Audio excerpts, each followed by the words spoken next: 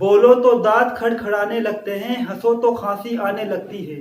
खांसते हुए देखकर लोग दूर चले जाते हैं, फिर बाद में बताना पड़ता है कि भैया कोरोना नहीं है, ये सर्दी वाली खांसी है। क्योंकि सर्दी होती ही ऐसे है, अच्छे अच्छे इंसानों के खांसी जुकाम लग जाता है।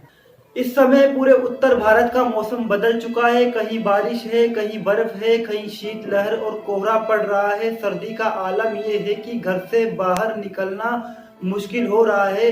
अगर आप खिड़की से बाहर झांक कर भी देखें तो सर्दी तमाचा मुंह पर मार के चली जाती है। भारत के नॉर्थ के जितने भी राज्य हैं लगभग सभी का एक जैसा हाल है। पंजाब का हाल सर्दियों में सबसे ज्यादा बेहाल होता है क्योंकि वहाँ सर्दी बहुत ज्यादा पड़ती है। लेकिन इस बार न जाने क्यों पंजाब में सर्दियां नहीं है, बल्कि यहाँ माहौल बहुत ज्यादा गर्म है। गर्म हो भी क्यों ना, क्योंकि यहाँ की सारी जनता, यहाँ के सारे किसान दिल्ली की बॉर्डर पर बैठे हुए हैं और सरकार से ये मांग कर रहे हैं कि सरकार ने जो 3 कृषि बिल बनाए हैं उन्हें सरकार वापस ले ले। खैर, किसान दिल्ली की बॉर्डर के आसपास बैठे हैं, लेकिन दिल्ली को किसी की भी नहीं पड़ी है। वर्षों से ये सुना गया है कि दिल्ली के कान नहीं होते हैं, लेकिन अब तो लग रहा है कि दिल्ली की आंखें भी नहीं हैं। दिल्ली को अपने आसपास सर्दी के मौसम में बैठे हुए किसान भी नजर नहीं आ रहे हैं। दिल्ली को गुजरात के भुज का किसान नजर आता है, मध्य प्रदेश का किसान दिल्ली को नजर आ रहा है, लेकिन दिल्ली के ही पास बैठे किसान न जाने दिल्ली को क्यों नहीं दिखाई दे रहे हैं। भरी ठंड में हजारों लाखों किसान सड़कों पर पड़े हुए हैं। धरती उनका बिछोना है और आसमान को उन्होंने ओढ़ रखा है।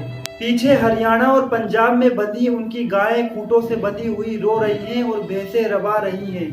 उन किसानों के भरे भराए घर खेत पीछे रह गए और उनके खेत अपने किसान को तरस गए हैं। खेतों में अंधेरा छाया हुआ है। किसान रात रात भर दौड़ रहे हैं। कभी दिल्ली की तरफ अपना सामान पहुंचाते हैं तो कोई किसान दिल्ली से लौटकर वापस घर को आता है। इस प्रकार से दिल्ली से पंजाब और हरियाणा में भगदड़ मची हुई है। इस दौरान वो थक हार कर जहाँ उन्हें जगह मिलती है वहीं सो जाते हैं। न उनके हाल को कोई देखने वाला है, न उनकी परेशानियों को कोई सुनने वाला है। सरकार के भी क्या कहने, वार्ता जारी है। बड़े बड़े मंत्री और आला अफसर आते हैं और ये बात दोहराकर चले जाते हैं जो बात प्रधानमंत्री ने मन की बात में कही थी। ये काहे के मंत्री हैं, दिन भर प्रधानमंत्री की इतनी रट लगाते हैं कि मानो किसानों से बात करने नहीं आए बल्कि अपनी नौकरी बचाने को आए हैं। कई बार तो वार्ता में ऐसे मंत्री और अफसर भी आ रहे हैं जिन्हें खेत और खलियान का कै भी नहीं पता है, सिर्फ अपनी हाजिरी लगाने को चले आ रहे हैं। जब सब कुछ समाधान प्रधानमंत्री को ही करना है तो वो सामने खुद क्यों नहीं आते हैं। हो सकता है किसानों की कुछ बातें अनुचित हों, लेकिन जो उचित बातें हैं उनका तो समाधान किया जाए।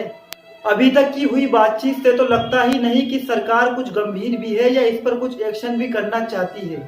सरकार कहती है कि ये बिल किसानों के लिए बहुत फायदेमंद है।